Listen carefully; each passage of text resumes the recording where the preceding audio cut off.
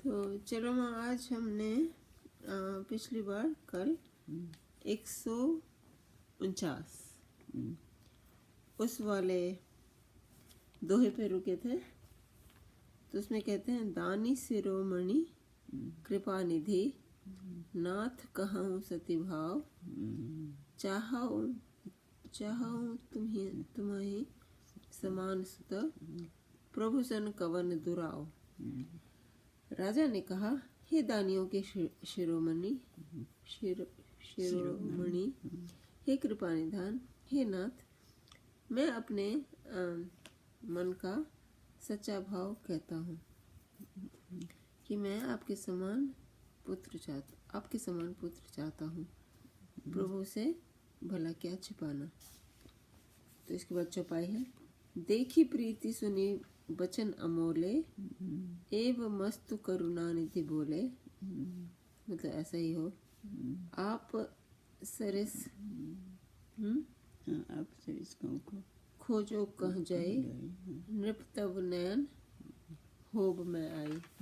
तने नैन नहीं तने हो, नृप तब तने होब में आई।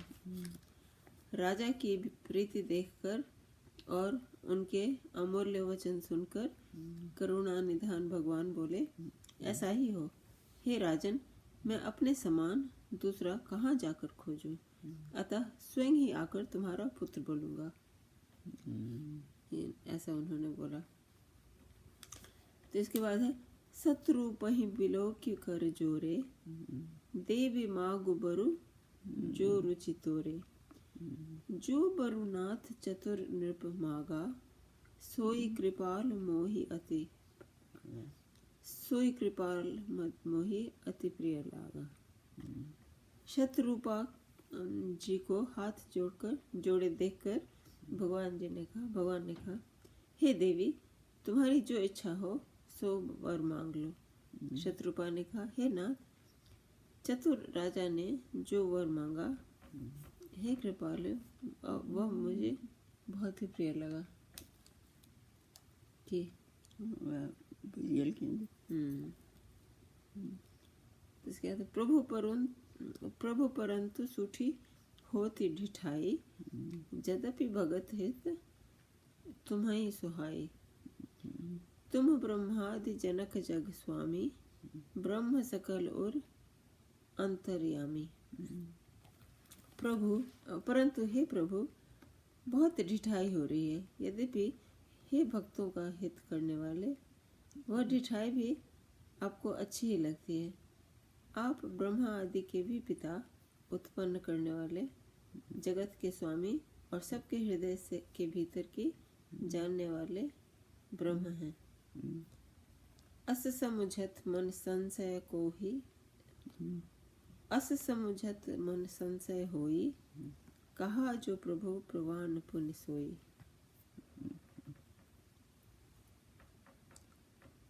हे निज भगत नाथ तब आहे, जो सुख पावहे जो गति लहाहे। ऐसा समझाने पर मन में संदेह होता है, फिर भी प्रभु ने जो कहा वही प्रमाण सत्य है। हाँ? मैं तो यह मांगती हूँ कि हे नाथ, आपके जो निज जन हैं, वे जो अलौकिक अखंड सुख पाते हैं और जिस परम गति को प्राप्त होते हैं। तो इसके बाद है दोहा, सोई सुख सोई गति सोई भगति, सोई निज चरण स्नेहु, सोई विवेक सोई रहनि प्रभु, हमहि कृपा करि देव। हे प्रभु, वही सुख, वही गति, वही भक्ति, वही अपने चरणों में प्रेम, वही ज्ञान और वही रहन सहन कृपा करके हमें दीजिए। सुनि मृद गूढ़ रुचिर बर रचना, कृपा सिंधु बोले मृदु बचना। जो कछु रुचि तुम्हारे मन माही, मैं सो दिन सब संशय नाही। रानी की कोमल मूढ़ कोमल गूढ़ और मनोहर श्रेष्ठ वाक्य रचना सुनकर कृपा के समुद्र भगवान कोमल वचन बोले, तुम्हारे मन में जो कुछ इच्छा है वह सब मैंने तुमको दिया, इसमें कोई संदेह न समझना। इसके बाद मातु विवेक अलौकिक तोरे, कबहु न मिटहि अनुग्रह मोरे। बंदी चरण मनु कहे बिहोरी, अवर एक बिनती प्रभु मोरी।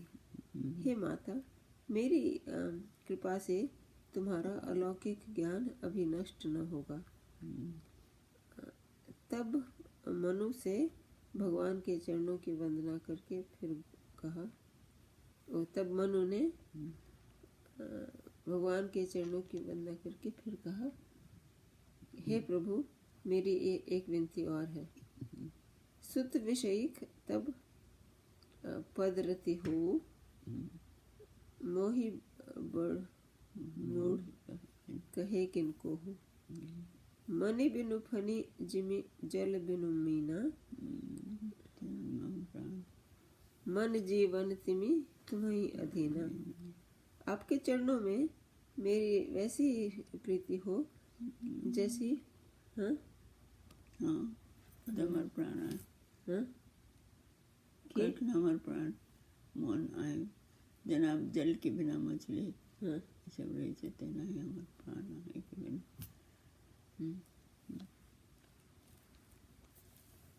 आपके चरणों में मेरी वैसी ही प्रीति हो जैसी पुत्र के लिए पिता की होती है, चाहे मुझे कोई बड़ा भारी मूर्खी न क्यों कहे, मूर्खी क्यों न कहे। जैसे मणि के बिना सांप और जल के बिना मछली नहीं रह सकती, वैसे ही मेरा जीवन आपके अधीन रहे, आपके बिना न रह सके। ठीक से बैठना।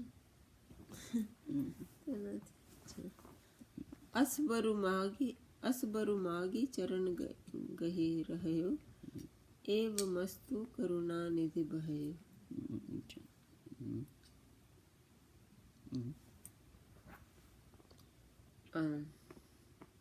करुणा निधि कहियो, अब तुम मम अनुशासन मानी, बसहु जाई सुरपति राजधानी। ऐसा वर मांगकर राजा भगवान के चरण पकड़े रह गए। तब दया के निधान भगवान ने कहा, ऐसा ही हो। अब तुम मेरी आज्ञा मानकर देवराज इंद्र की राजधानी अमरावती में जाकर बसो, वास करो। इसके बाद एक सोठा है, इसके बाद एक दोहा है। तो सोठा है, तह करी बोल तह करी भोग विशाल तात, गए कछु काल पुनि, होई हहु अवध भुआल तब, मैं होब तुम्हार सुत।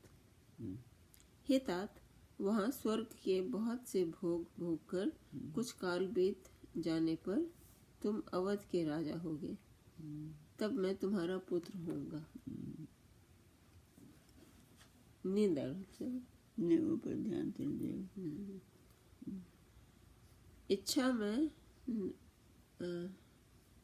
इच्छा में नरवेश सवारे, होई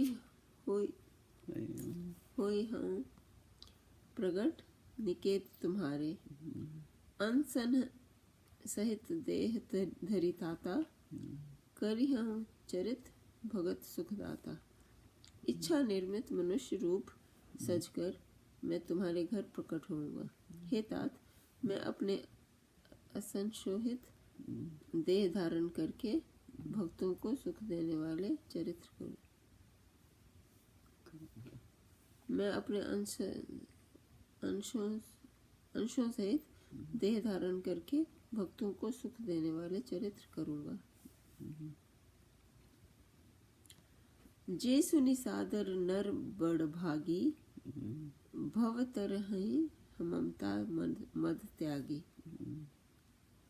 आदि शक्ति जेहि जग उपजाया, सो अवतरहि मोरी यह माया। जिन चरित्रों को बड़े भाग्यशाली मनुष्य आदर सहित सुनकर ममता और मद त्याग कर भवसागर से तर जाएंगे, आदि शक्ति यह मेरी माया भी जिनसे जगत को उत्पन्न किया है अवतार लेगी। पूर्व उब में अभिलाष तुम्हारा सत्य सत्यपन सत्य हमारा। पुनि पुनि अस कहीं कृपा निधाना अंतर्धान भये भगवान। इस प्रकार मैं तुम्हारी अभिलाषा पूरी करूंगा। मेरा प्रण सत्य है, सत्य है, सत्य है। कृपा निधान भगवान बार बार ऐसा कहकर अंतर्धान हो गए। दंपति उर्धरी भगत कृपाला दही आश्रम निवसे कछु काला। समय पाई तनु तजी अनयासा जाई किन अमरावती बासा। नींद है नहीं अच्छा। अमरावती। वे स्त्री पुरुष राजा रानी भक्तों पर कृपा करने वाले भगवान को हृदय में धारण करके कुछ काल तक उस आश्रम में रहे।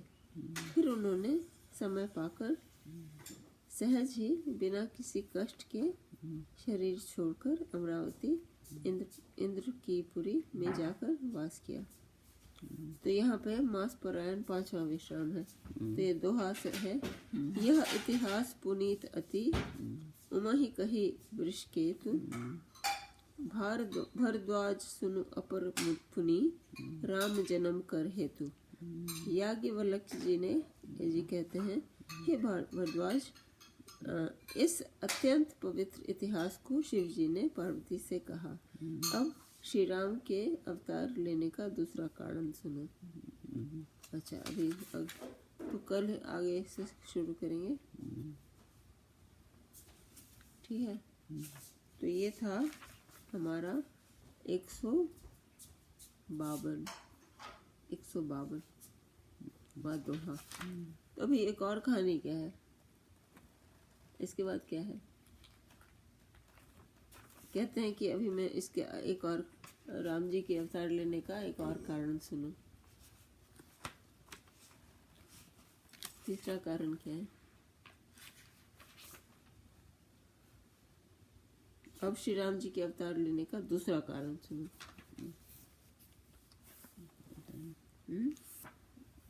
अपन ध्यान में नहीं आया। अच्छा, सबसे महान तो याद थी।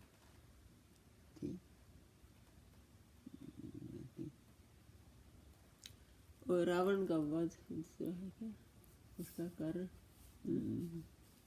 तो वो होगा के राजा से जरा बहुत प्रतापी से बहुत सती, लेकिन ओकरा देवता सब चल कर बहुत ओकरा चुरसन के कहानी से जेमे कि ओकरा से श्राप मिल गए गलती से। बहुत बढ़िया राजा के तो श्राप से मिल जाए। तो भगवान तो कहे राजा अचानक सुन के जब श्राप मिल तो व्याकुल भगत तो आकाशवाणी से भगवान के मना का यही से देखिए यहाँ के कनिक भूल के कारण हो गया, लेकिन भगवान ने टीका रहता फला अवतार लेता आके कोई श्राप दे दिल के जहाँ के ना है तो ना है तो बेहोश हो गई। तो फिर आकाशवाणी से लेके आके साथ कोई छल के लगे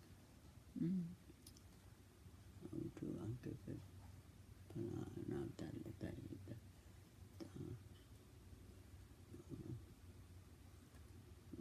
ठीक हो जाए से कारण। अच्छा, तो ठीक है, आज का अंक यहीं समाप्त करते हैं। नमस्कार।